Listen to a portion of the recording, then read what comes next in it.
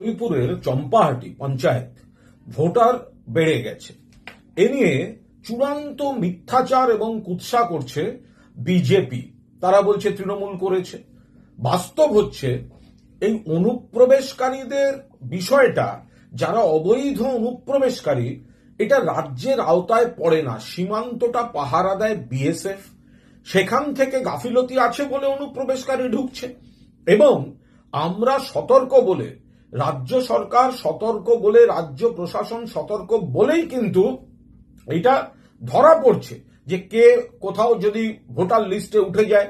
এটা বিজেপি এখন শাক দিয়ে মাছ ঢাকার চেষ্টা করছে। আসল সমস্যাটা হচ্ছে ফিজিক্যাল ভেরিফিকেশন ছাড়া ইসি কে সেটিং করে কেন্দ্রীয় এজেন্সি একটা নতুন মডিউলে এরা এইভাবে বহিরাগতদের নাম তুলছে।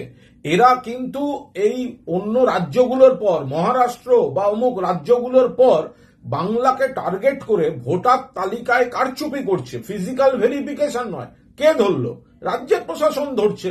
তো সুতরাং তৃণমূলের দিকে আঙুল না তুলে তৃণমূল বিজেপির এই চক্রান্ত ইসির একাংশকে সেটিং করে ফিজিক্যাল ভেরিফিকেশন ছাড়া ভোটার তালিকায় অনলাইন সিস্টেমে ভুতুড়ে ভোটার ঢোকাচ্ছে। এটা গভীর চক্রান্ত।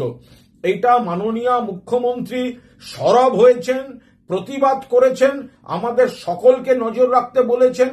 প্রশাসন পুরোটা এই স্ক্রুটিনি বা যেখানে যা নজর রাখার দরকার তা করছে। আমরা পুরোদস্তু সতর্ক আছি। আর ইসির একাংশের সঙ্গে সেটিং করে এত বড় বিপজ্জনক খেলাটা এরা খেলছে বাংলায়।